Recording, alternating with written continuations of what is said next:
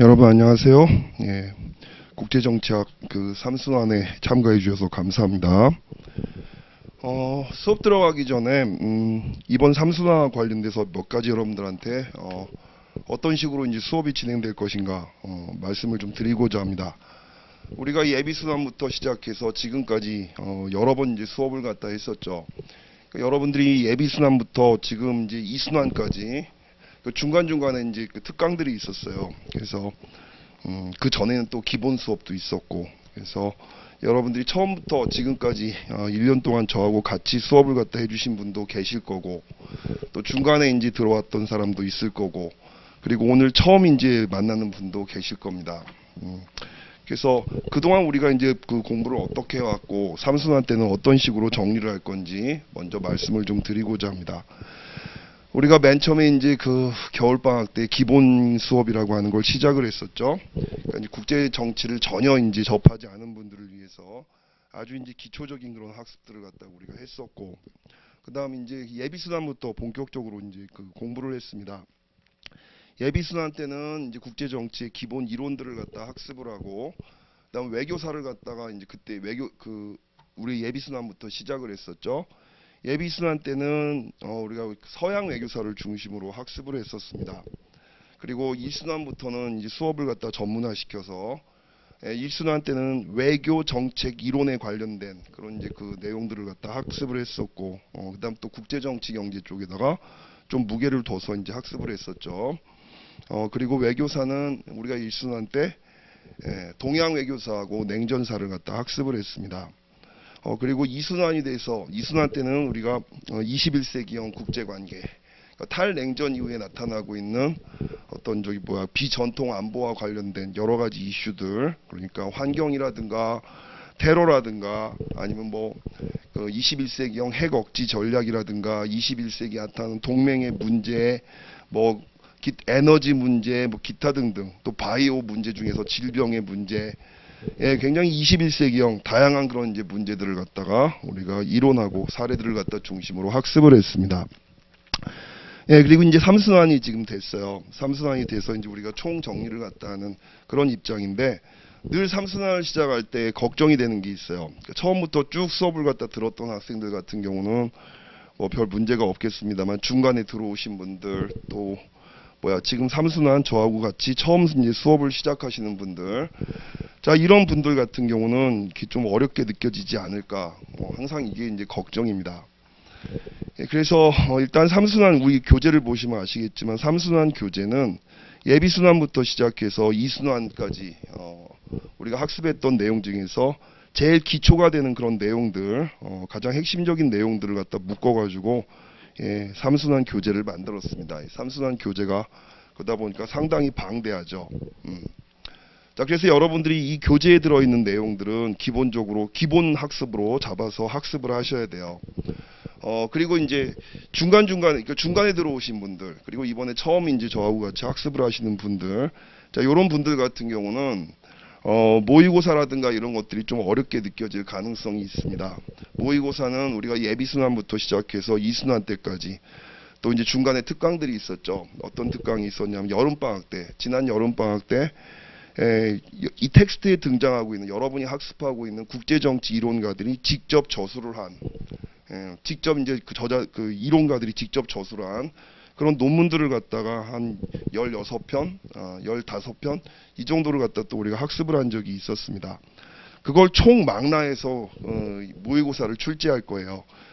외교사라든가 외교사, 그리고 또 이제 학습했던 여러 가지 그 논문들, 그리고 또 중요한 이론들 관련됐던 것들, 이런 것들을 다 총 망라해 가지고 모의고사를 17번을 갖다 낼 건데, 그러다 보니까 이제 중간에 이제 참여하시는 분들 같은 경우는 이제 앞에 우리가 학습했던 내용들을 갖다가 모르고 계시는 분들도 좀 있을 것 같아 가지고 걱정이 되긴 한데, 어쩔 수가 없습니다. 지금 18번의 그 시간이 우리한테 주어져 있고, 그 시간 동안에 이제 그동안 학습했던 것들을 다 축약을 해서 다뤄야 되기 때문에 어쩔 수 없이 여러분들 처음 듣는 학생들은 어려울지라도 난이도가 높은 그런 이제 모의고사를 갖다가 내겠습니다. 자, 그럼 처음 이제 뭐 수업 들어오시는 분들은 나중에 모의고사 문제 같은 것들을 풀기가 어려울 수가 있는데 미리 여러분들한테 이제 주의를 갖다 이제 드릴게요. 모의고사가 어렵다고 그래가지고 여러분들이 그냥 모의고사 시간 1시간을 그냥 보내지 마세요. 예. 충분히 여러분들 그 모의고사 공부를 갖다 이제 그 시간을 갖다가 효율적으로 쓰셔야 됩니다. 그래서 너무너무 이제 뭐 어렵다, 도저히 뭐 글이 안 써진다, 뭐 그러실 경우에는 그 시간에 그냥 이제 아무것도 하지 말고 그냥 이렇게 막 책 같은 거 찾아보지 마시고, 책 찾을 시간이 어디 있습니까? 교재 막 뒤져가지고 찾을 생각 하지 마시고, 여러분들한테 매 시간마다 이제 그 예시 답안을 갖다가 이제 배포를 합니다. 그 예시 답안을 갖다가 이제 참고로 해서 학습을 해주시기 바랍니다. 그러니까 무슨 말이냐면, 모의고사가 혹시 너무 난이도가 높다, 풀기가 어렵다, 이럴 경우에는 일단은 뭐 기본 원칙은 어찌됐든 죽이 되든 밥이 되든 이제 써봐야 되겠죠.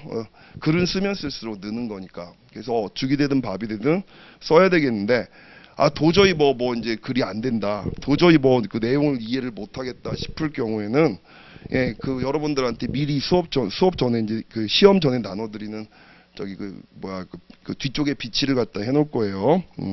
강의실 뒤쪽에 비치가 될 예시 답안을 갖다 활용을 해서 그거 갖다 여러분들 한 두세 번 읽어보시고, 그러고 나서 답안지를 갖다가 좀 작성을 하시던가, 아니면 예시 답안을 갖다가 하나의 이제 수업 보조자료 삼아가지고 학습을 하시든가, 이렇게 해서 17번에 걸친 모의고사를 좀 이렇게 잘 활용을 갖다 해주시기 바랍니다. 자, 수업이 18번이다 보니까 우리가 외교사 수업을 갖다가 따로 챙기기가 어려운 이제 그런 상황입니다. 그래서 외교사 같은 경우는 기존에는 어쩔 수 없이 그냥 이론 수업만 하고, 외교사는 여러분들 예비순환, 일순환 때 했던 것들을 갖다 여러분들이 자율적으로 학습하시는 뭐 이런 방향을 갖다 할 수밖에 없었습니다만은, 올해는 여러분들 이제 그 모의고사로 외교사에 나올 만한, 제 생각에 나올 만하다 싶은 것들을 모의고사로 한번 정리를 해볼까, 이런 생각을 하고 있습니다. 자, 그런 식으로 이제 수업을 갖다가 정리를 갖다 할 거고, 혹시 이제 수업 이제 들으시는 분들 중에서 특히 동영상 들으시는 분들 좀 어렵다, 그리고 또 질문할 게 있다 그럴 경우에는 동영상 하시는 분들은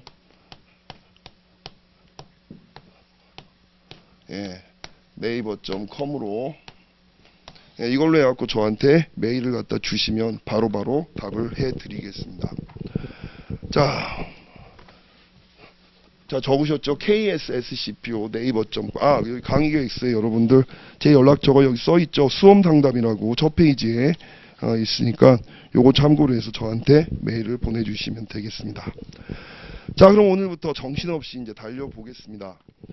자, 그 6페이지부터 교재 6페이지 국제관계의 성격과 이론의 구조 이렇게 되어 있죠.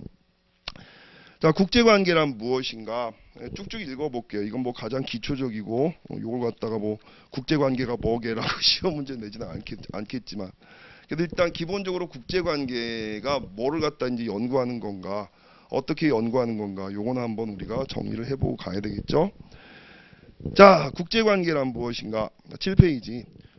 자, 국제관계를 이야기하려면요, 국제관계가 영어로 뭐예요? International Relations입니다. 우리가 시험을 갖다가 준비하시는 분들은 국제정치학을 갖다가 공부하고 계시죠? 근데 지금 현재 그 학계에서는 국제정치란 말을 갖다가 될 수 있으면 안 써요. 국제정치란 말을 잘 안 쓰는 추세입니다. 벌써 오래됐어요, 그렇게 된 지가. 왜? 자, 국제 정치라고 하는 것은 international politics를 얘기하잖아요. 영어로 얘기하면 international, 네이션 간의, 네이션이라고 하는 말은 여러분 국민이라고 하는 뜻도 있고 국가란 뜻도 있어요. 뭐 우리나라에선 천편일률적으로 민족으로 번역을 합니다만은, 그 민족하고 또 국민은 늘 일치하는 건 아니죠. 그래서 네이션은 국민이란 뜻도 있고 민족이란 뜻도 있습니다. international이라고 하는 건 국가들 간의, 폴리틱스, 뭐를 다루는 거야? 정치적인 주제를 다룬다. 이게 인터내셔널 폴리틱스라고 하는 것이 가지고 있는 개념이었습니다. 자, 국경을 갖다 넘어서 주권과 국민과 영토를 갖다 보유하고 있는 행위자로서 국가들 간에, 그쵸? 그러니까 일단 국내 정치적인 어떤 변동이라든가 이런 것들은 기본적으로 고려를 잘 안 하겠다는 거지. 국가를 갖다 단일한 행위자, 통합된 행위자로 보고 이 국가들 간의 어떤 주제? 정치적인 주제. 정치적인 주제라고 그러면 주로 군사적인 것, 그렇죠? 그다음 어떤 이제 뭐 권력과 관련된 것, 주로 이제 국가 간 권력과 관련된 것. 자, 이런 주제들을 갖다 다루는 것이 인터내셔널 폴리틱스였습니다. 근데 우리가 굳이 이제 인터내셔널 릴레이션스란 말을 갖다 쓰는 이유는 냉전이 끝나고 나서 특히 이 인터내셔널 릴레이션스라고 하는 용어가 보편적으로 쓰기 시작한 게 냉전이 끝난 이유입니다. 냉전이 끝난 다음에 여전히 국가들 간의 관계가 되게 중요했죠. 중요하지만 비정부 행위자들의 상호작용이 늘었고 또 국제관계 이슈들이 정치적인 이슈로만 이제 환원시키기 어려울 정도로 굉장히 다양한 이슈들이 표출되기 시작했단 말이지. 특히 이제 경제적인 문제가 정치적인 문제를 압도하기 시작했죠. 그 환경의 문제라든가, 그다음 에너지 문제라든가, 질병의 문제라든가, 식량의 문제라든가, 예, 굉장히 많은 그런 이제 그 분야에서 국가들과 정부 행위자와 비정부 행위자 간에 복잡한 상호작용이 일어나게 되면서 그래서 국제 정치라고 하는 그런 용어로 현재 벌어지고 있는 것들을 담아내기가 어려운 이런 상황이 전개가 됐던 겁니다. 그래서 우리가 인터 릴레이션스라고 하는 말을 이제 쓰게 됐던 거예요. 자, 인터 릴레이션스라고 하는 말을 갖다 우리가 할 때는 자, 그러면은 이 학문의 기본적인 이제 그 연구 주제라든가 연구 방법이라든가 자, 이런 것들이 이제 나오겠죠. 자, 국제 정치 또는 국제 관계라고 하는 것은 뭐를 갖다 중심으로 연구를 갖다 하는 것인가? 예, 주로 국내적인 어떤 그 정치적인 현상, 국내에서 벌어지고 있는 여러 가지 사회적인 그런 현상, 이런 것들에 초점을 맞추기보다는 본질적으로 국제 관계학은 또는 국제 정치학은 국경을 벗어나서 벌어지는 일들에 초점을 맞추는 걸 기본으로 합니다. 그걸 기본으로 하는 거예요. 그러니까 국가와 국가들 간의 관계, 그렇죠? 국내 정치보다는 국제 정치, 그러니까 국가와 국가의 관계로 이루어지는 국제 정치, 국제적인 그런 이제 관계를 갖다 중심으로 해서 연구를 하는 것입니다. 자, 그러다 보니까 국내 정치하고 국제 정치하고 어떤 차이가 있는가? 국내 정치를 다루고 있는 그런 학문과 국제 정치 또는 국제 관계를 다루고 있는 학문의 차이가 뭔가, 이거부터 정립을 갖다 하고 나가게 되는 거였단 말이지. 그렇죠? 한스 모겐소가 2차 세계대전 이후에 고전적 현실주의라고 하는 그런 이제 이론을 갖다가 사실상 정립을 하고, 이분이 이제 2차 대전 이후에 한스 모겐소라고 하는 분이 국제정치학이라고 하는 학문 자체를 갖다가 정립하는 사람이었습니다. 전공 자체를 만드는 거야, 전공 자체를. 자, 그 과정에서 국제 정치를 연구하는 사람들은 뭐를 연구하는 사람들이냐? 국내 정치하고 다른 국제 정치의 특질을 연구하는 것이다. 그럼 국제 정치의 특질이 뭔데? 그거부터 정립을 갖다 하고 가는 거란 말이지. 그래서 이 얘기가 이제 밑에 내용이 나오게 되는 겁니다. 자, 국가의 안과 밖에서 벌어지는 정치의 속성.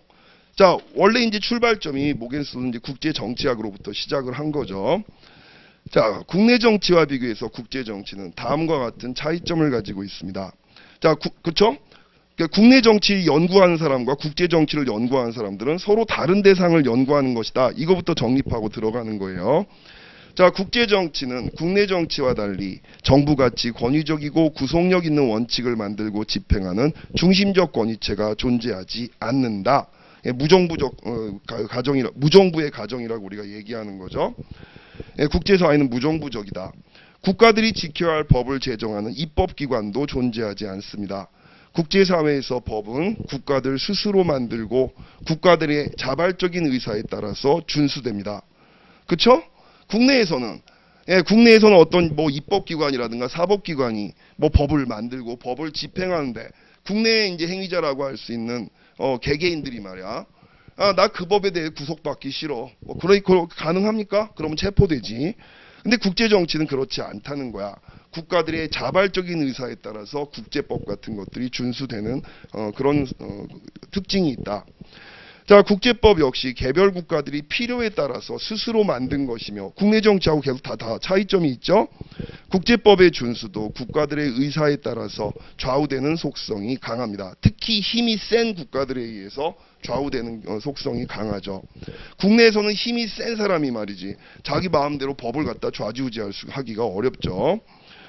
또한 국제법을 위반하는 국가 및 행위자를 해당 국가의 의지에 상관없이 처벌할 수 있는 사법부도 국제사회에서는 부재합니다. 이런 것들이 무정부적인 특징이라고 얘기할 수 있어요. 자, 국제정치와 국내정치에서 서로 경쟁하는 단위들은 앞으로 단위란 말이 여러 번 나올 텐데 단위는 다른 말로 행위자를 얘기합니다. 행위의 주체. 자, 국제정치와 국내정치에서 서로 경쟁하는 행위자들은 어떤 경우에는 자신들의 목적을 달성하기 위해 물리적인 힘을 동원하기도 하는데, 자, 국제적인 차원에서 물리적인 힘은 주로 전쟁으로 표출되죠. 그렇죠? 그러나 국내적인 차원에서는 물리적인 힘에 의존한다고 하더라도 국가의 존립 자체를 갖다 위협하는 어떤 전쟁이라든가 이런 것까지 가지는 않는다. 심지어 내전이 벌어진다고 해도, 국내에서 내전이 벌어진다고 하더라도 그 내전이 해당 국가의 주권 자체를 갖다 박탈할 정도로 심각한 그런 이제 분쟁으로 이어지는 경우는 흔하지 않다는 겁니다. 그래서 이제 국내 정치에서는 물리적 힘에 의존한다 할지라도 상호 공멸을 전제로 한다든지 대규모 전쟁 상황 등을 가정하기가 어렵다라고 하는 차이점이 있다는 거죠. 자, 국내 정치와 국제 정치가 차이점만 있느냐? 그럼에도 불구하고 유사한 점도 있어요. 바로 정치라고 하는 점에서 유사성이 있다는 겁니다. 정치의 핵심은 뭡니까? 권력을 갖다가 획득하고 유지하고 팽창시키는 것. 이게 권력의 핵심이에요. 그렇죠? 권력을 갖다 탐구할 땐 지금 이 세 가지를 연구합니다. 권력을 획득하고 유지하고 또 팽창시키는 거, 확장하는 거. 자, 이 세 가지에 대한 그 연구 주제가 국내 정치하고 국제 정치가 공통점이 있다는 겁니다. 국가의 안과 밖에서 벌어지는 정치 영역에서 추구하는 목적의 하나가 공의 권력의 획득이죠. 그리고 획득과 유지와 권력의 강화와 연관된 활동이라는 점, 이 점에서는 국내 정치든 국제 정치든 공통점이 있다는 겁니다. 정치적 목적을 위한 수단으로 주로 물리적 수단이 동원될 수도 있는데, 자, 국제정치 영역에서 물리적 힘의 사용은 전쟁으로 귀결됩니다. 국내 정치 차원에서는 아까 얘기한 대로 무력에 의한 쿠데타나 혁명이나 내전 등이 발생할 수가 있는데, 한마디로 자, 권력을 추구하기 위해서 물리적인 힘을 갖다가 동원하는 경우가 국내적으로도 있을 수 있고 국제적으로도 있을 수 있다. 물론 그 결과는 아까 얘기했던 대로 다른 거지. 국제적인 차원에서의 전쟁은 주권 자체를 갖다가 소멸시킬 수도 있는 가능성이 있지만, 국내적인 차원에서는 쿠데타, 혁명, 내전이 발생한다고 하더라도 주권 자체가 이제 사라지는 경우는 그다지 흔하지 않다는 얘기죠. 자, 두 번째, 국내 정치든 국제 정치든 정치에서 가장 중요한 행위자는 국가라고 하는 점. 자, 국내 정치든 국제 정치든 국가는 적극적이고 항구적이고 직접적인 행위자이고, 개인과 다른 정치적 결사체나 집단 등은 부분적이고 일시적이고 간접적인 주체라고 할 수가 있습니다. 그렇죠? 일반 결사체들 같은 경우야 이제 항구적이질 않지. 결성이 됐다가 흩어지기도 하고, 그렇죠? 일시적이고 부분적이죠. 그리고 권력을 갖다 행사할 때도 자신들이 원하는 것을 갖다 얻기 위해서 뭐를 해? 주로 국가에다 로비를 한다거나 압력을 갖다 행사해서 원하는 것을 얻죠. 그 점에서 간접적인 권력의 행위 주체라고 얘기할 수가 있습니다. 국가는 그렇지 않죠. 적극적으로 어떤 이제 일을 갖다 하게 되고, 또 직접적으로 자신들이 정책을 만들고 집행을 하는 그런 직접적인 특징이 있고, 쉽게 해체되지 않는 항구적인 속성을 갖고 있는 게 국가입니다. 자, 데이비드 이스트는 정치를 사회를 위한 가치의 권위적 배분으로 정의를 했습니다. 국제 정치에서 국가들이 중요하게, 자, 정치의 개념에서도 같은 점이 있다는 거야. 자, 데이비드 이스트는 국제정치학자도 아니고 이 사람 비교정치학자입니다. 국내 정치 이론가예요, 이론가. 데이비드 이스트는 정치를 갖다 정의할 때 정치는 자, 가치의 권위적 배분이다. 이게 무슨 소리냐면, 사회는 말이야 굉장히 다양한 가치가 있지만 그 가치를 갖다 둘러싸고 갈등을 벌이는 수많은 사람들이 있죠. 그렇죠? 이 갈등을 갖다가 중재하는 그런 기능, 이 갈등을 갖다 해소하는 그런 기능을 담당하는 것이 바로 국가다. 어떤 방법으로? 이 가치들을 갖다 이 가치들을 갖다 필요로 하는 사람들이 있을 거 아니야. 그 필요로 하는 사람들한테 적재적소에다가 권력을 갖다가 배분해주는, 여러 가지 가치를 갖다 배분해주는 그런 기능을 갖다 수행함으로써 사회를 안정적으로 유지하는 기능을 수행하는 게 정치의 기능이다. 이게 데이비드 이스튼의 얘기예요. 그런데 자, 가치를 갖다가 그냥 내 마음대로 너 이거 갖고 너 요만큼 가져. 너는 이거 가지고 너 요만큼 가져. 이런 식으로 해가지고 막 자기 마음대로 자의적으로 배분을 하면 사람들이 따라옵니까? 사회가 안정됩니까? 그게 안 되죠. 결국 어느 정도 권력을 가져야지, 힘을 가지고서 적재적소에 배분을 해야 되는데, 자, 여기서 권력과 권위라고 하는 개념의 차이점이 나오게 되는 거예요. 권력이라고 하는 것은 한마디로 좀 나중에 자세하게 얘기하겠습니다만은 타인을 자신의 의지에 따라서 행동하도록 만드는 능력입니다. 타인에게 내 의지를 관철시킬 수 있는 능력을 얘기하는 거야. 능력 애매하죠. 물질적인 능력 또는 어떤 비물질적인 능력. 물질적인 능력이라고 한다면 여러분 뭐를 얘기하는 거예요? 군사력이라든가 아니면 어떤지 그냥 물리적인 그런 힘이라든가 경찰력이라든가 아니면 돈이라든가 이런 것들이 이제 물리적 수단이 되는 거지. 비물질적인 수단이라고 하면 어떤 문화라든가, 그쵸? 이념이라든가, 자, 이런 것들을 갖다 종교라든가, 자, 이런 것들을 갖다 통해 갖고 상대방으로 하여금 내가 원하는 것, 내 의지를 상대방에게 관철시키는 것.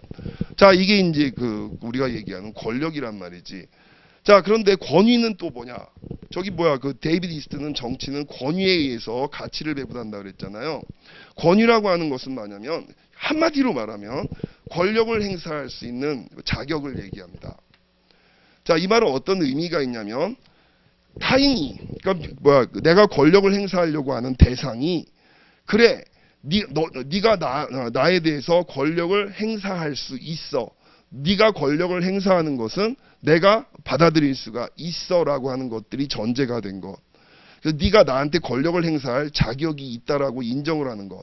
그렇게 인정된 걸 우리가 권위라고 부르는 거예요. 권력과 권위는 차이가 있습니다. 그렇죠? 이렇게 사회적으로 어떤 동의라든가 합의에 기초한 상태에서 가치를 갖다 이렇게 배분을 해야 사회가 안정적으로 작동할 수 있을 거 아니야. 아니, 동의도 안 하고 있는데 일방적으로 강압적으로 권력을 행사해서 너 이만큼 받아, 너 이거 받아, 넌 요만큼만 받아. 이래버리게 되면 어떻게 되겠어? 사회가 갈등과 투쟁으로 점철되겠죠. 자, 이 정치라고 하는 것이 그런 의미가 있다는 거예요. 이스튼의 얘기는. 국제 정치도 그다음 국내 정치도 결국 가치를 권위에 입각해서 배분한다라고 하는 점에서는 공통점이 있다는 겁니다.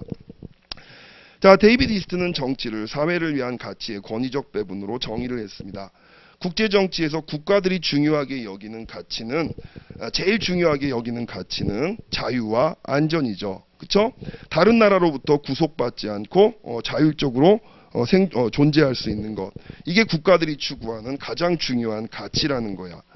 자, 이는 곧 독립적인 생존의 문제이며 통상 자기보전, 국가안보, 사활적 이익 등등의 개념으로 표현되기도 합니다. 이런 가치의 배분은 대개 공정성보다는 힘의 논리에 의해서 이루어지는데 중요한 차이점, 그러니까 둘 다 국내 정치건 국제 정치건 결국 가치를 배분할 때 힘이 중요해. 권력이 중요하단 말이야. 근데 국내에서는 어때? 자, 그럼에도 불구하고 차이가 있다면 똑같이 이제 힘에 의존해서 가치를 배분한다는 점에서는 국내 정치나 국제 정치나 똑같지만 그럼에도 불구하고 굳이 우리가 차이를 얘기를 한다면 어떤 차이가 있을까? 국내 정치는 국제 정치보다 더 권위가 필요하다는 겁니다. 왜? 국제 정치는 무정부적인 속성을 가지고 있다 보니까 힘에 의한 강압의 원리가 국내 정치보다는 더 많이 작동을 하게 된다는 거죠. 그렇죠?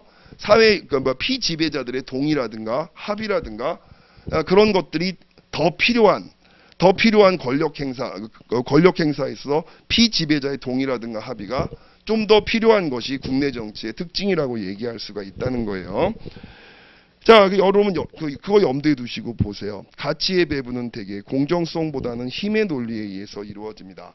국제 정치는 국제 정치에는 가치를 권위적으로 배분할 수 있는 제도와 기구가 뭐보다 국내 정치보다 취약하다는 특징이 있다는 거죠. 다음에 이제 국제 관계 이론과 연구 방법. 어떤 결과를 낳게 한 사건이나 결정의 직접적인 요인을 탐구하는 것을 국제 정치는 추구를 합니다. 무슨 소리예요? 한마디로 말하면 인과관계를 규명하는 것을 가장 중요한 연구의 목표로 삼는다. 그쵸? 모든 학문이 말이야. 모든 학문이 결국 뭐 어떤 결과를 갖다 보고 그 결과를 갖다 가지고 오게 된 원인을 갖다 규명하는데 초점을 맞추는 것이 학문적인 활동이죠.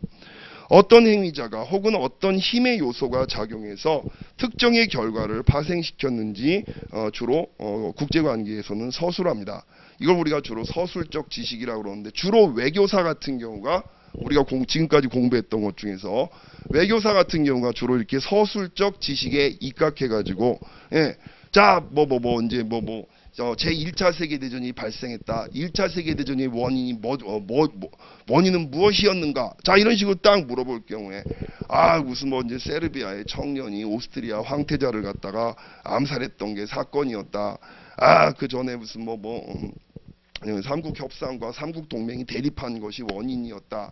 아프리카에서 이제 열강들이 식민지를 갖다 쟁탈하려고 대립했던 것, 특히 이제 무슨 모로코 1, 2차 모로코 분쟁이 원인이었다. 이런 식으로 주로 이제 어떤 이제 결과를 보고 그 결과에 영향을 미쳤던 원인들을 갖다 쭉 서술해 나가는 것, 이걸 우리가 서술적 지식이라고 이야기를 합니다.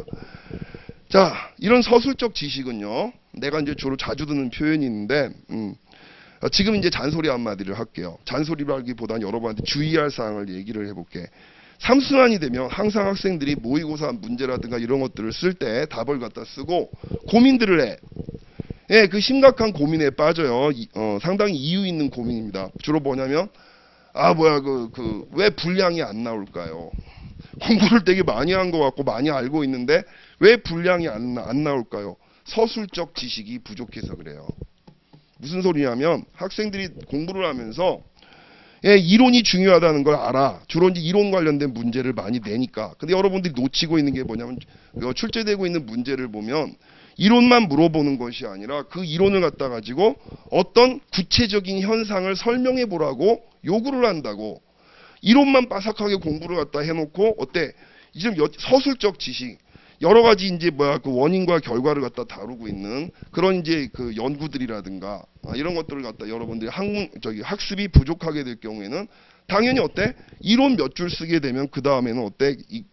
더 쓸 말이 없어지게 되는 거라고요. 그래서 그 국제관계 연구는 국제관계 연구뿐만이 아니라 모든 사회과학의 연구가 그렇습니다만은 이론적 지식도 중요하지만 서술적 지식이 또 매우 중요합니다. 그래서 제가 자주 듣는 이제 표현이 이론적 지식은 뼈대야. 뼈대만 갖추고 있으면 빼빼 마르고 앙상하죠. 글도 앙상합니다. 서술적 지식은 살이 됩니다. 살. 그래서 뼈와 살을 다 갖춰야지 그 체계적인 학습이라고 얘기할 수가 있는 거예요. 자, 이제 그렇습니다. 그래서 이제 이런 서술적 지식을 갖다 추구한다. 두 번째, 기술된 사회의 인과관계를 설명하며 장기적인 전망을 가지고 일반적인 설명을 제시하는 것을 목적으로 한다. 이건 이제 우리가 이론적 지식이라고 얘기하죠. 단순하게 뭐가 원인이었고 뭐가 결과였다. 여기서 그치는 것이 아니라 자, 그런 이제 그 관찰들을 통해서 쭉 서술적 지식 같은 걸 통해서 관찰들을 쫙 정리해 나갈 거 아니야. 자, 그 자기가 관찰한 내용을 갖다 가지고서 좀 더 일반적인 명제를 갖다 구축하는 겁니다. 만약에 이러할 경우에는 이런 결과가 나온다. 단순하게 얘가 원인이 돼서 뭐가 일어났다가 아니라 쭉 보면 주로 이런 공통적인 원인하에선 공통적인 결과가 나오네. 그럼 어떻게 되겠어? 명제를 갖다 좀 더 추상화하고 보편화시켜서 얘기를 할 수 있다는 거지. 이런 경우에는 이런 결과가 나온다. 자, 이 이론적인 지식을 알고 있으면요, 어떤 장점이 있을까? 미래를 예측하는 데 도움이 될 수가 있죠. 자, 규칙성을 갖다 입각해서 우리가 이론을 만드는 거 아니야. 이런 경우에는 이런 결과가 나온다. 그쵸? 쭉 지금 경험적인 사례를 통해서 이제 우리가 이런 보편적 명제를 뽑았잖아. 그러면 이제 비슷한 상황이 전개되는 거야. 이런 경우가 된 거지. 그럼 우리가 뭐라고 얘기할 수 있어? 그럴 경우에는 이런 결과가 나올 거니까 대비를 하세요. 예, 이렇게 얘기를 해줄 수가 있는 거란 말이지. 이걸 우리가 뭐라 그래? 실용적 지식을 산출하는 데 도움이 되는 겁니다. 그쵸? 미래를 갖다 예측하고 대비하도록 이제 할 수 있는. 그래서 어때? 어떤 현상을 우리가 이제 유식한 말로 어떻게 하버마스 같은 사람이 얘기하는 게 현상을 체계적으로 관리하고 그렇죠? 지배할 수 있게 만들어주는 그런 역할을 갖다 우리가 하버마스는 자 객관적 실증적 접근법이라고 얘기를 하는데 예, 지금 현재 그 주류 국제관계학에서 추구하는 게 바로 요겁니다. 이론을 갖다가 정립을 하고 자 경험적 관찰을 통해서 이론을 정립하고 그 이론을 통해서 뭐를 어떤 현상을 갖다가 체계적으로 관리하고 지배하고 통제하는 것을 목적으로 하는 것이 객관적 실증적 접근 방법인데 예, 주류 국제관계학뿐만이 아니라 사회과학이 추구하는 예, 이제 그 학문적인 목표가 이런 객관적 실증적 접근법이라고 할 수가 있죠. 자, 근데 뭐 여기에 대한 도전도 있어요. 나중에 얘기하게 될 포스트 모더니즘, 구성주의 같은 경우는 이런 과학관, 이런 연구 방법에 대해서 도전장을 던집니다. 자, 그 얘기 나중에 할 거고. 세 번째 점, 국제관계를 올바로 이해하기 위해서는 당연한 얘기지만 서술적 지식과 이론적 지식이 모두 필요합니다. 뼈와 살을 다 취해야죠.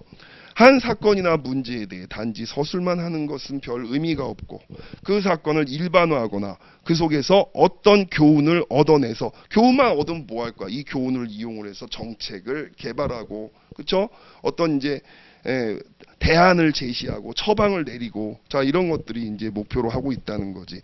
한스 모겐서가 국제정치학을 정립할 때 국제정치학의 목적은 지금 여러분한테 얘기했던 이런 실용성, 어떤 정책의 개발이라든가 여기에 도움을 주는 것이다.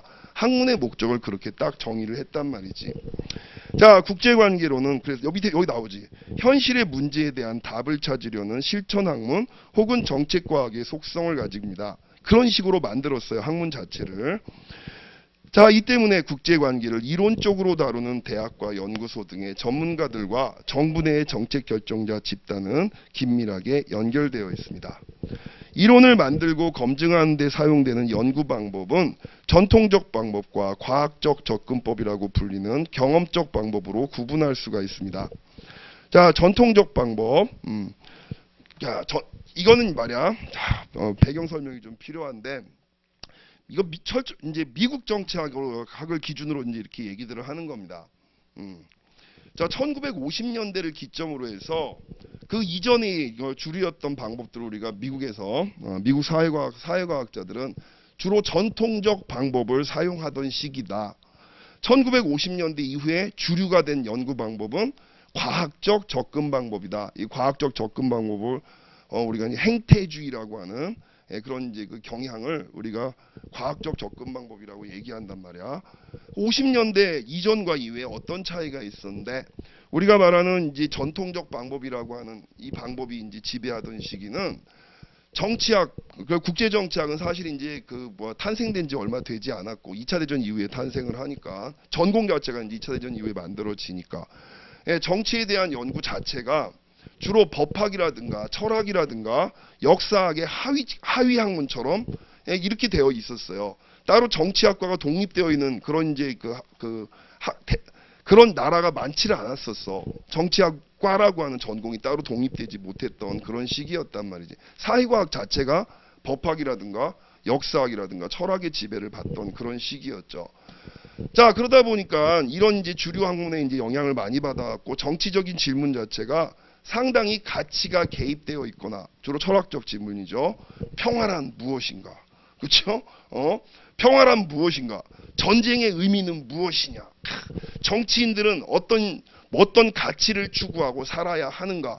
상당히 주관적인 질문들을 갖다가 이제 던지고 그걸 갖다가 이제 논리적으로 설명하려고 하는 이런 접근법들을 많이 했단 말이지. 주로 철학적 접근은 그랬죠. 아니면 아까 얘기했던 대로 그냥 서술적 지식에 매몰되어 갖고 주로 외교사라든가 정치사에 관련된 그런 연구, 그렇죠? 아니면 법학에서 이제 했던 것처럼 제도 중심의 연구, 어떤 나라의 헌법이 정당에 대해서 어떤 식으로 규정하고 있는가, 내각제와 무슨 대통령제의 차이점은 뭔가, 뭐 이런 것부터 해가지고 주로 이제 제도적으로 해가지고 이제 그 제도의 차이점 같은 것들, 이런 것들을 갖다 연구하는 게 주류였었습니다. 자, 그러다 보니까 가치가 자꾸 개입되고, 그렇죠? 마땅히 뭐뭐 해야 되지 않겠는가, 가치가 개입된단 말이야. 뭐가 바람직하고 뭐가 바람직하지 않고라고 하는 판단. 자, 이런 것들은 자 1950년대 이제 행태주의라고 하는 운동이야 운동. 행태주의라고 하는 운동을 갖다 일으켰던 사람들 같은 경우는 자 뭐를 갖다 이제 주장을 갖다 했냐면 모름지기 과학이라고 하는 것은 가치 판단을 배제해야 한다. 그렇죠? 가치 판단을 갖다가 배제하는 가장 대표적인 학문이 뭐야? 철학이라든가 역사라든가 이건 어때? 가치가 자꾸 개입될 수밖에 없어. 자연과학 같은 특히 이제 수학이라든가 기하학이라든가 통계학이라든가 요런 쪽이야말로 주관적인 가치 판단을 배제한 그런 학문이고, 인간에 대한 탐구도 이런 자연과학적인 방법을 추구해야 된다. 이걸 기치로 내걸었던 게 바로 행태주의 운동이었었어요. 그래서 주로 이제 수학적 접근, 그러니까 양적 접근이라고 얘기하죠. 이런 것들이 이제 활발하게 이제 이루어졌던 게 1950년대 이후에 그런 상황이었고, 이런 양적 접근에 기반한 이제 그 사회과학 연구가 2차 대전 이후부터 지금까지 사실상 보면 연구 방법에 있어서는 거의 주류를 갖다가 차지하고 있는 방법이라고 할 수가 있는 거죠. 자, 그거 염두에 두시고, 자, 전통적 방법, 서술적 설명이나 여러 사례들로부터 이론을 추출하는 귀납적 설명을 취합니다. 연구자는 국제 문제와 관련된 다양한 사람들을 면접하고, 이걸 우리가 뭐라 그래요? 질적 접근 방법이라고 그러지. 또 직접 연관된 사람들의 회고록이나 기록된 문서와 같은 것을 종합하는 방법, 이런 방법을 질적 방법이라고 그래요. 전통적 방법은 주로 질적 접근법을 많이 썼다. 그래서 이런 방법으로 국제관계에 대한 지식을 얻었던 그런 시기가 있었습니다. 자, 과학적 방법, 주로 50년대 이후부터 이제 주류 방법이라고 할 수 있는데, 대표적인 게 행태주의적 접근이죠. 직관적인 해석보다는 논리와 수학을 동원하는 경향의 연구 방법과 설문조사와 내용 분석과 변수 설정 등을 통한 통계적 상관관계를 갖다가 측정을 합니다. 가설의 설증과 검증, 모델 구축, 계량화된 분석 등을 활용하는 특징이 있습니다. 국제분쟁, 경제교류 등과 같은 현상들을 수치로 측정하고 여러 변수들 사이에 상호관계를 추론하기 위해서 통계 방법을 활용합니다.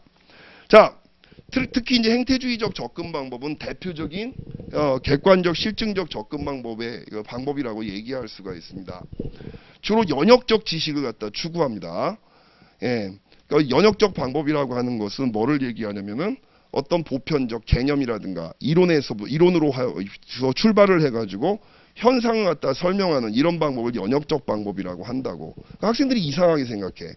아, 이게 왜 연역적 방법이에요? 행태주의는 명백하게 봐서 저기 뭐 귀납적 방법 같은데, 귀납적 방법은 뭐 어떤 구체적인 사례를 통해서 보편적인 이론을 갖다 정립하는 게 귀납적 방법이죠. 그래서 사람들이 여기서 헷갈려. 왜 이 행태주의가 왜 연역적 방법이라고들 하는 걸까요? 책들 보면 참 그렇게 나온다고. 행태주의가 추구하는 목적은 연역적 방법입니다. 무슨 소리냐면 행태주의가 추구하는 것은 객관적 실증적 방법의 그런 이제 과학관을 가지고 있는 거야. 즉 무슨 소리냐면 사회를 체계적으로 관리하고 통제하고 실용적인 지식을 만들어내는 것. 자, 이걸 갖다 이제 목표로 하고 있단 말이야, 행태주의는. 자, 이걸 위해서 뭐를 하는 거야? 이론이 필요하죠. 아까 여러분한테 얘기했죠. 이론을 만들어야 그 이론에 입각해서 예측을 하고 정책을 만들고 처방을 할 수가 있다. 그쵸? 행태주의가 지향하는 게 그거예요. 근데 이론을 갖다 만들기, 그러니까 연역적 방법이지. 보편적 이론으로부터 어떤 구체적인 현상을 설명하려고 하는 거니까. 근데 그 보편적인 이론을 정립하기 위해서 뭐를 하는 거야? 다양한 데이터들을 갖다, 양적 데이터들을 확보하는 거라고. 가치를 다 배제한 상태에서, 그렇죠? 그러니까 가치를 배제한다는 말을 한번 예를 들어 보자고요. 자, 지금 존재하고 있는 어떤 법이 있어, 그쵸? 이 법이 정당한 법이냐, 누구를 위한 법이냐, 이런 질문을 배제해버리는 거예요. 배제해버리고 현재 어떤 제도, 법이 있는데 이 법에 대해서 사람들이 어떤 생각들을 가지고 있는가, 얼마나 많은 사람들이 만족하고 있고 얼마나 많은 사람들이 반대하고 있는가. 그러니까 주로 이 사람들이 관심 갖고 있는 건 뭐를 하는 거야? 현존하고 있는 질서의 개혁이라든가 이런 것보다는 이 질서에 대해 사람들이 어떻게 생각하고 있는가, 이걸 중요하는 거야. 태도, 현존하는 질서에 대한 행위자들의 태도라든가 반응, 여기에다가 초점을 맞추는 거란 말이죠. 그래서 우리가 행태주의라고 부르는 겁니다. 행태가 뭐야? 결국 어떤 질서에 대해서 사람들이 어떤 태도를 보이고 있는가를 수학적으로 측정하는 거란 말이죠. 그렇죠? 그래서 찬성하는 사람이 많다, 반대하는 사람이 많다, 그러면은 거기에 따라 가지고 이 제도가 좀 더 효율적으로 더 많은 사람들의 어떤 이해관계라든가 여기에 일치하도록 개선을 하는 거. 그러니까 이 제도 자체가 어떤 누구를 갖다가 위한 제도냐, 이런 식의 그런 가치가 개입되어 있는 질문을 배제해 버리는 거야. 그렇죠? 예, 그런 실용적인 그 지식의 산출을 갖다 추구한 게 바로 행태주의란 말이지. 그러니까 다양한 그 양적 데이터를 통해서 될 수 있으면 많은 표본들을 이렇게 잡아가지고 그 애들의 반응을 갖다 캐치를 해서 이런 상황에서는 요런 반응이 나온다. 다른 상황에선 요런 반응이 나온다라고 하는 보편 이론을 정립하고 그 이론에 입각해갖고 어떤 정책 같은 것들을 처방하는 것. 그래서 연역적 지식을 추구하는 게 행태주의의 특징이에요. 예, 그렇습니다. 자, 전통적 접근 방법의 질적 연구와 과학주의의 행태주의의 양적 연구는 사실상 대립적이라기보다는 상호 보완적일 수가 있고 두 방법론 사이에 수렴 혹은 종합의 가능성은 항상 열려 있습니다. 자, 미리 얘기할게요. 저 뒤에 가면 얘기를 하겠지만 여러분 이제 국제정치 이론 딱 들어가게 되면 현실주의부터 나오잖아. 그렇죠? 현실주의 이론 중에서 고전적 현실주의라고, 고전적 현실주의를 대표하는 한스 모겐스와 신현실주의를 갖다 대표하는 케네스 월츠, 이 두 사람의 연구 방법에 있어서 차이점이 있습니다. 아시겠죠? 예? 주로 케네스 월츠가 한참 이제 모겐스보다 몇십 년 뒤에 등장한 사람이잖아. 그쵸? 자, 한스 모겐스 같은 경우는 국제 정치는 결국 권력을 갖다 추구하는 학문이다. 권력을 추구하는 동기가 어디서 나와? 사람들은 왜 권력을 추구해? 인간의 본성이다. 이런 식으로 얘기한다고. 그러면서 쭉 철학자들의 논의라든가 이런 것들을 쭉 이제 가지고 인용을 해가면서 그런 주장을 한단 말이야. 자, 그로부터 이제 몇십 년 후에 등장을 하게 된 케네스 월츠는 신현실주의란 타이틀을 가지고 고전적 현실주의를 극복하자, 이걸 외치는 거지. 자, 그 첫 번째 이제 그 고전적 현실주의를 비판하는 그 화살 중에 하나가 바로 방법론이었어요. 과학성이 떨어진다. 왜? 너무 당위론적이고 너무 주관적이고 가치 판단이 개입되어 있고 그런 추상적인 철학적 사유보다는 우리는 어때? 양적 접근을 추구한다 그러면서 행태주의 접근 방법을 강조하는 게 신현실주의의 특징이라고 할 수가 있어요.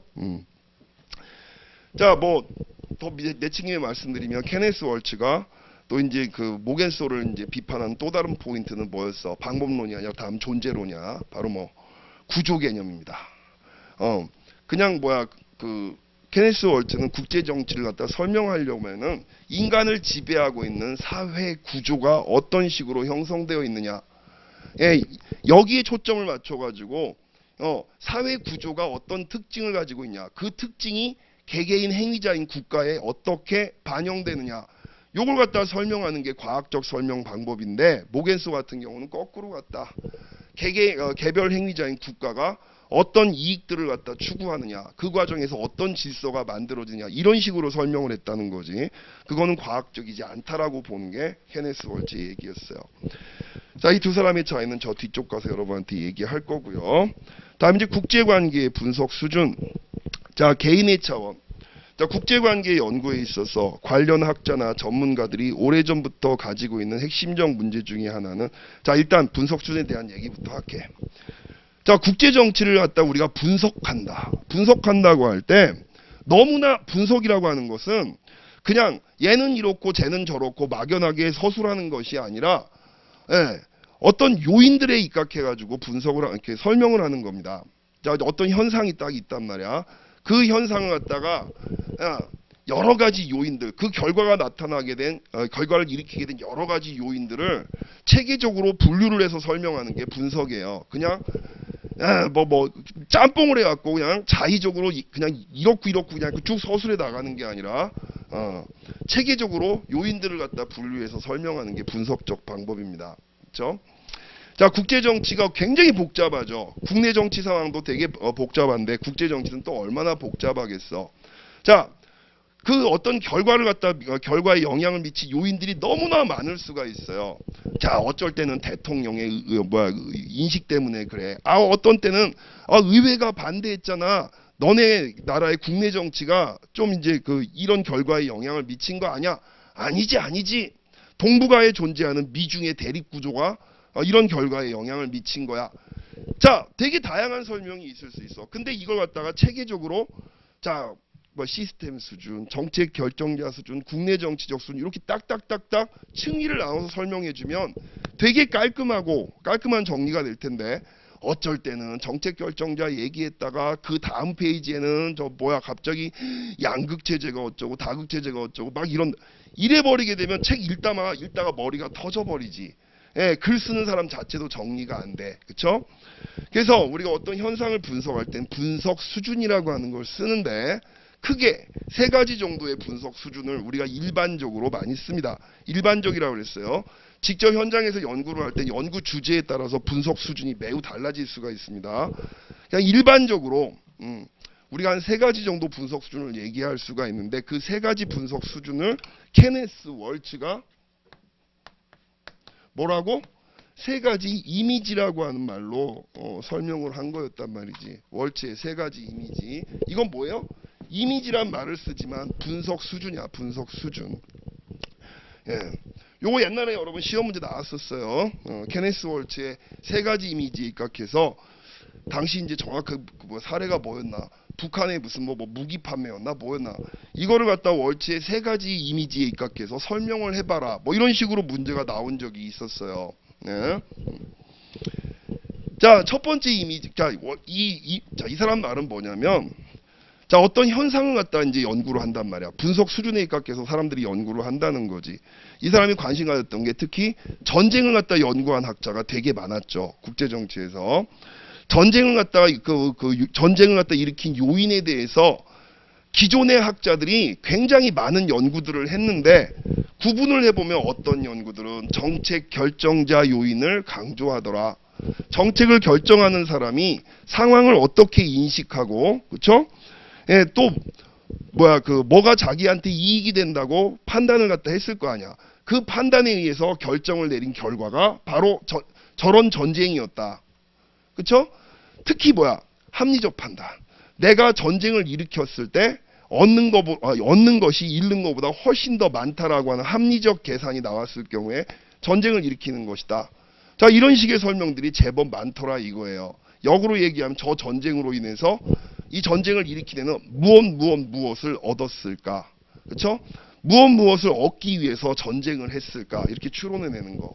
그런 연구가 굉장히 많았고 이게 이제 첫 번째 이미지야. 정책 결정자 요인을 강조하는 거죠. 전쟁에.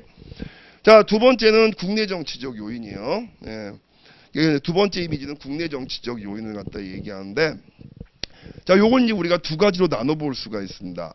첫 번째는 국내 정치적 요인은 크게 이제 두 가지로 우리가 한번 나눠서 생각해 볼 수가 있는데 첫 번째는 개별 국가들 사이의 관계가 개별 국가 차원에서 이익의 계산 이것이 저런 결과를 가져왔다라고 하는 설명이 가능해요.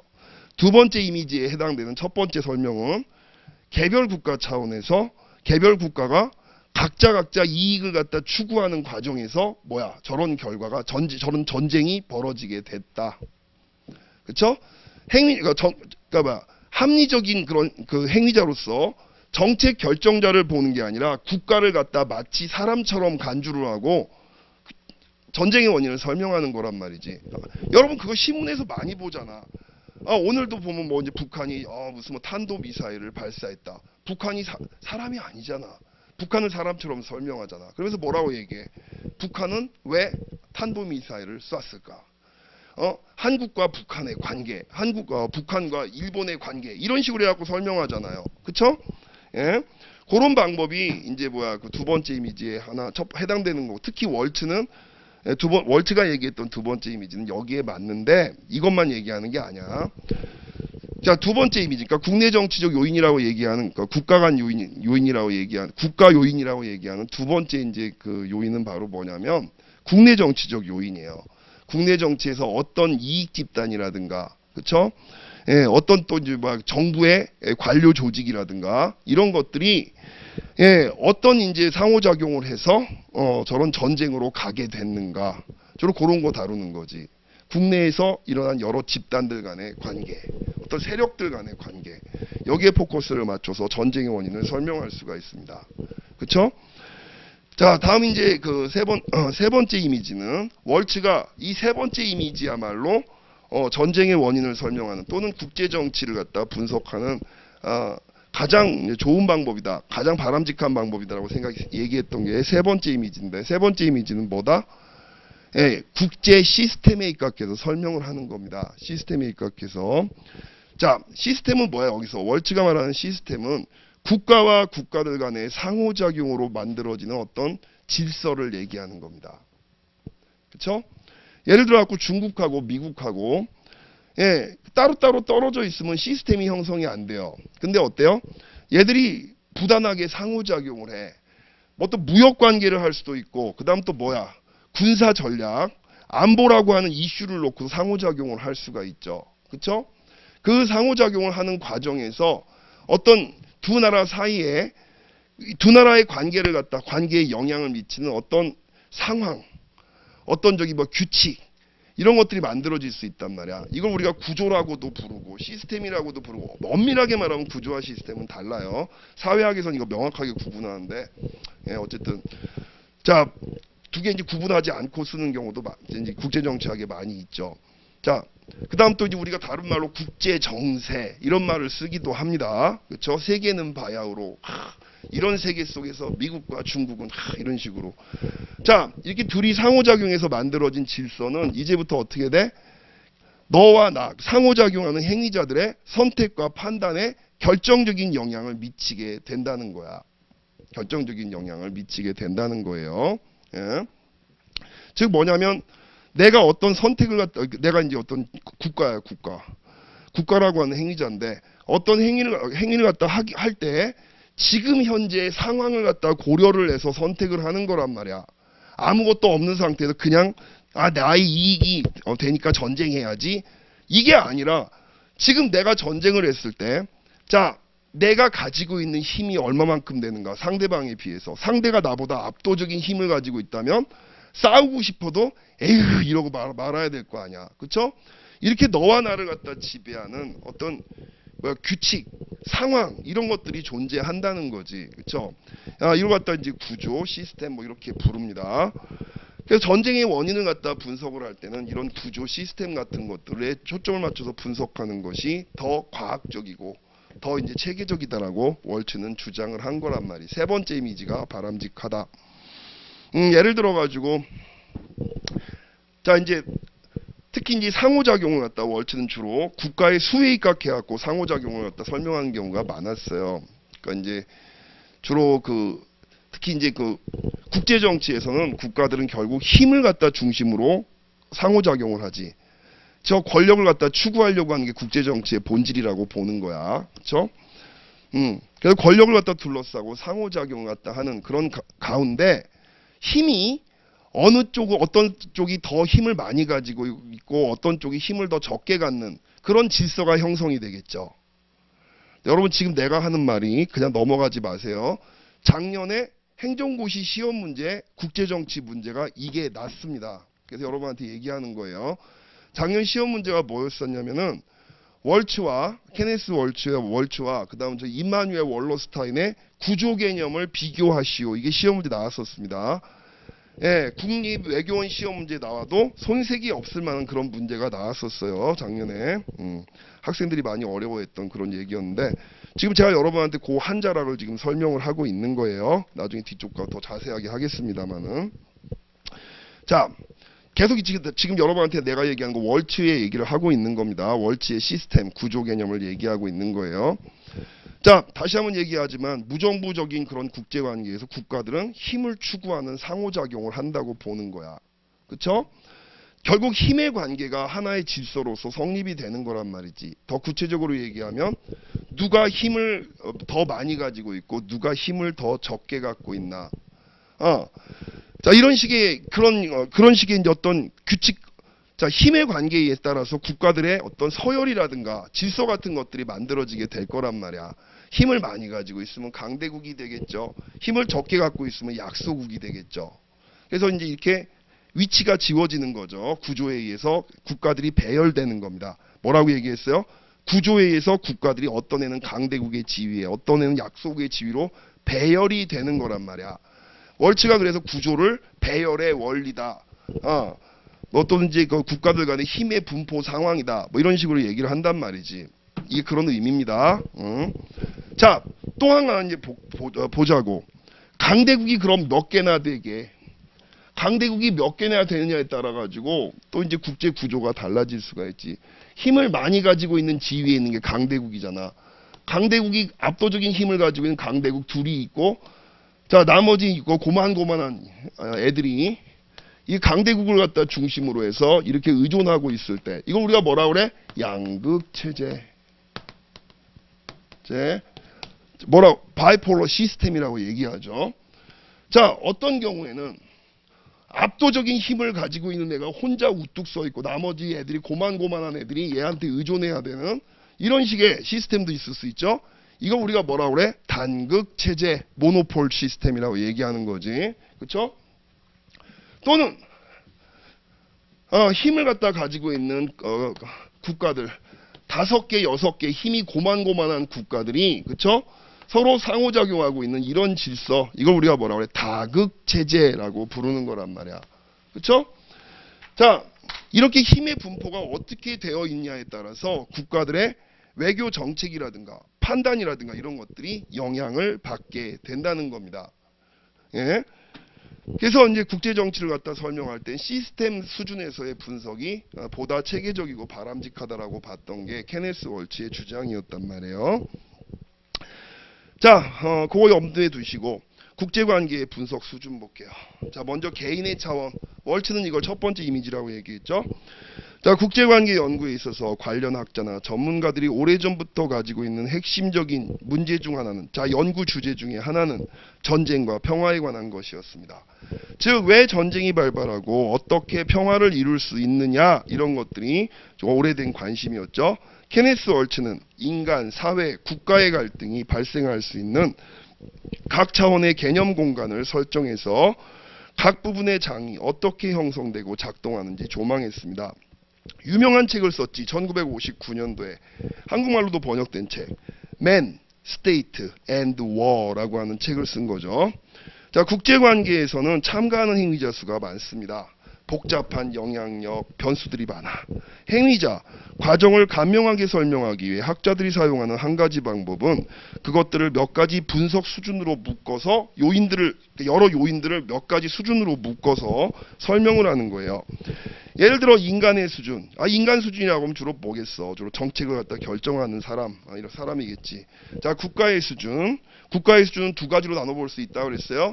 개별 국가들 간의 국익을 둘러싼 이제 그 행위의 결과, 이걸로 이제 설명을 하는 거고, 두 번째는 국내 정치적 요인, 국내 어떤 집단들의 영향 같은 거에 초점을 맞추는 그런 방법도 이제 우리가 그 국내적인 그 수준이라고, 그러니까 국가 수준이라고 얘기합니다.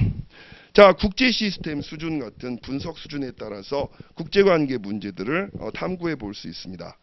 인간 개인의 차원, 개인 차원에서 분쟁의 원인을 규명해 보면 인간 간 갈등이란 본질적으로 사람들 마음 간 갈등이며 인간들의 인식과 욕구와 기대와 윤리와 도덕관 등의 격차에서 발생하는 갈등입니다.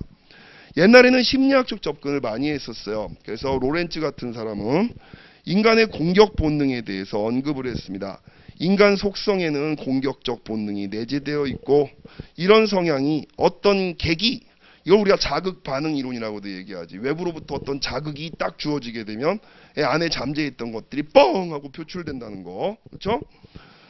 이런 어떤 성향, 이런 인간의 폭력적 성향이 어떤 계기를 통해서 집단적으로 표출되면 분쟁이 발생하는 것이다라고 설명을 했던 아주 고전적인 이런 설명이 있었습니다.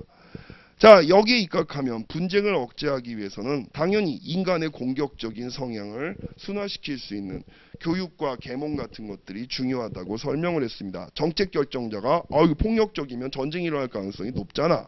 사회적으로 어떤 계몽, 교육 같은 것들이 잘 이제 발달이 돼서 사람들의 이 폭력적 성향을 좀 이렇게 중화시킬 수가 있으면 전쟁을 줄일 수 있다. 이를 통해 전쟁을 예방할 수 있는 것으로 기대를 했던 겁니다. 자, 이건 너무 고전적인 얘기고, 조금 더 이제 현대적인 멋있는 얘기는 뭐냐면은 정책 결정자가 상황을 어떻게 인식하고 있었느냐. 때로는 잘못된 인식을 할 수도 있죠. 현재 진행되고 있는 사건이라든가 이런 것들을 잘못 인식할 수도 있고, 그렇죠? 또 어쩔 때는 아주 똑부러지게 인식을 해가지고 행동을 할 수가 있을 거란 말이지. 상황에 대해서 예를 들어 루즈벨트는 자, 얄타 전쟁, 얄타 협정 끝나고 내일 시험 문제 낼 거야, 여러분들. 우리 이제 일순환 때 공부했어요. 자, 얄타 협정이 다 끝나고 이제 루즈벨트가 스탈린을 갖다가 동북아에 이제 어떻게 끌어들여서 일본하고의 전쟁에 참전시키느냐. 이게 이제 고민이었잖아. 그쵸? 외교사 공부할 때 우리 했었어. 동양 외교사 할 때. 자, 이럴 때, 한반도가 그 과정에서 분단이 됐다. 이때 한반도 분단을 설명할 때 아까 얘기한 대로, 지금 얘기한 대로 정책 결정자 입장에서 어떤 인식 이런 것들에 초점을 맞춰서 설명을 한다면 스탈린은 당시 국제정치 상황을, 특히 동북아시아의 상황을 어떻게 인식을 했을까? 그렇죠? 루즈벨트는 어떤 식으로 인식을 했을까? 김일성의 인식은 뭐였고, 그 다음 이승만의 인식은 뭐였을까? 자, 요런 게 이제 바로 보면 그 정책 결정자 수준의 분석이라고 얘기할 수가 있습니다. 자, 저 여러분한테 힌트 줬어요. 내일 우리 이거 시험 문제 낼 겁니다. 월체 3가지 이미지에 입각해서 한반도 분단에 대해서 설명하시오. 일순환 때 우리가 논문도 공부했고 모의고사도 봤습니다. 그거 내일 출제할 거예요. 모의고사 그거 볼 겁니다. 자, 그렇죠? 자, 보세요. 그래서 밑에 보세요. 논의의 범위를 보다 구체해서 정책 결정자들을 중심으로 분쟁의 원인을 찾기도 하는데, 자, 주로 정책 결정자의 합리적인 동기를 갖다 강조하는 합리적 결정론이라고 하는 설명 방식이 있어요. 무슨 소리냐면, 자, 정책 결정자는 지금 내가 어떤 선택을 했을 때 가장 많은 이득을 거둘 수 있느냐, 그 계산에 입각해서 행동을 한다는 겁니다.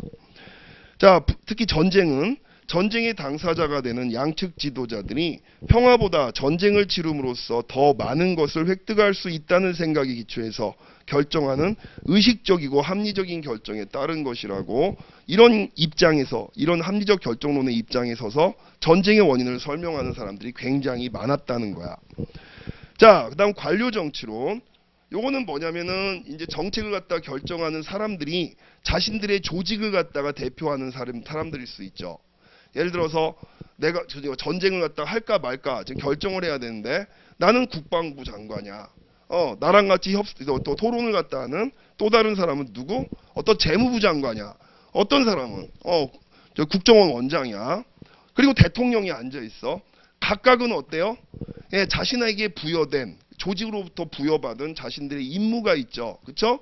그 임무에 따라서 그걸 고려를 해서 대안들을 내놓게 된다는 거예요. 그 대안들이 서로 절충을 하게 되는 거지. 때로는 갈등도 벌이고 때로는 양보도 하면서 절충을 갖다 해갖고 어떤 결정이 내려지게 된다는 겁니다. 그래서 이 관료 정치론에 입각한 그런 이제 설명도 있고, 그다음에 이제 합리적, 자, 그런 이제 설명도 있고, 자, 그다음 또 이제 우리가 얘기를 할 때 아까 얘기했지만 자, 합리적 판단에 오류에 입각한 설명이 있을 수 있어. 전쟁을 왜 했느냐? 내가 합리적이라고 하는 것은 이익을 계산할 줄 아는 능력을 얘기하는 거야. 합리성은 뭐야? 이익을 계산할 줄 아는 능력. 그래서 그 이익을, 뭐가 이익이고 뭐가 불이익인지를 계산하고 거기에 따라서 선택을 하는 그런 능력을 우리가 합리성이라고 얘기하는 거예요. 원래 합리주의는 두 가지 의미가 있어요. 지금 여러분한테 얘기했던 게 도구적 합리성이라고 우리가 부르는 겁니다. 이익을 계산할 줄 아는 능력을 도구적 합리성이라고 부르고, 그 다음 또 어때? 지금 존재하는 질서가 정당하냐 그릇된 것이냐, 나는 이런 상황 속에서 어떤 선택을 하는 것이 정당한 것이냐, 이런 식의 문제의식을 갖고 있는 걸 우리가 뭐라 그래? 윤리적 이성 또는 성찰적 이성, 비판 이성, 이런 식으로 얘기를 하는 겁니다. 도구적 이성은 이익 계산하는 거예요. 예, 지금 얘기한 그 합리적 결정론 같은 경우는 굉장히 도구적인 그런 이성에 입각해서, 예, 행위자들이 합리적으로 뭐가 이익인지를 계산해서 전쟁을 선택한다는 이런 식의 설명이었잖아요. 근데 어때?